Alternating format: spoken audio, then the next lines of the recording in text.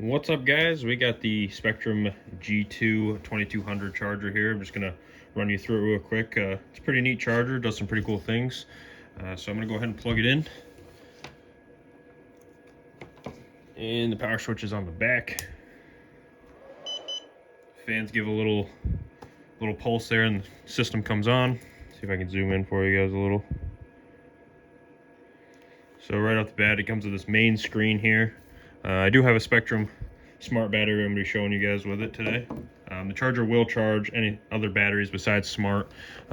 It does have balance ports on the side. You're just going to need some kind of adapter to the either IC3 or 5. No big deal. But anyway, so when you first turn it on, no battery detected. The two buttons here, this is for channel 1 and channel 2. It's not two separate buttons here. You just cycle back and forth. We're going to press and hold for the menu button. I'll show you guys some of the features in here. So your first one on top is your task. You get charge, discharge, storage, just your three basic things. Buttons are pretty intuitive, back, up and down, and basically an enter, start button. Battery types, it'll pretty much do anything you throw at it. Obviously we're mostly focused on LiPo, but pretty much anything with the right adapter. Cell count, we'll do 1 through 6 on this. Pretty standard. I'm gonna leave it on 3. Current, it's quite a fast charger actually. So you can go from 20 amps to 0.1 amps with 0.1 increments all the way up through. And it does scroll through it pretty quickly. So that's pretty cool. And then obviously just our stop button, but it won't let us start because we don't have anything hooked to it. So I'm just gonna go back to the main screen. Now these smart batteries, still got the tape on it here, but these smart batteries are pretty cool. They got the chip built into them. So when you go ahead and you plug it in,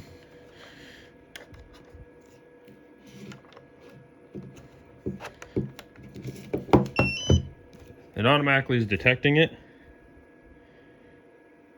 It's going to start charging automatically. I didn't even hit any buttons you saw. I'm just gonna slide it forward here. Battery just plugged in. The charger was already going. You see the amps with 20. I was playing with it a little bit earlier. It starts out at 5. But you can actually just hold the menu button while it's charging and go in and adjust the amperage right here. So if we want to back it down, we'll go back down, say 3.5. Why not? Go back to the menu. The charge rate's going to come down. It'll adjust the charge time. Will adjust in a minute. The fan's slowed down. They're basically off now. So that's going to make more or less noise depending on how you're charging. We got the gauge on the top, flashing right here, about 3/4, 75% charge. So this is all the readout here. We hold the menu button again. Go back, turn those amps up. You can do all this on the fly. You can see your amperage start going back up again. The fans will probably kick on in a second. Yep. So pretty cool there. Hit that again. Now your battery will build up a history over time because it has that chip in it. So if you hit that, it's actually telling us it's never been cycled. I just opened it, but it's giving us internal temperature, which is pretty neat. Never seen that on a battery before. Obviously going to get a little hotter over time. All right, so we ramped back up. Our time went down because I kicked it back up to 16. But if you hit these buttons here, the down arrow, this will give you your individual readout per cell.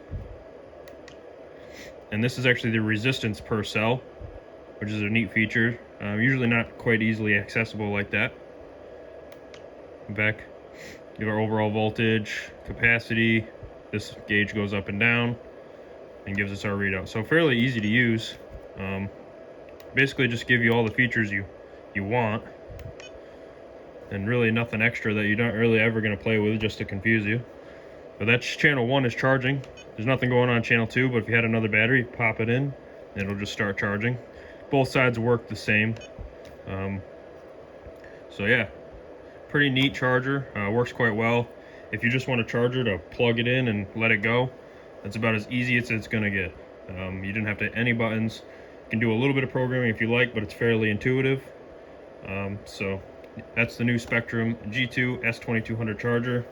Seems to be pretty good. We'll see how it holds up in the long run. But short term, if you're picking up a Horizon product with EC5s, this is the charger to go for. Thanks for watching, guys. We'll see you in the next one.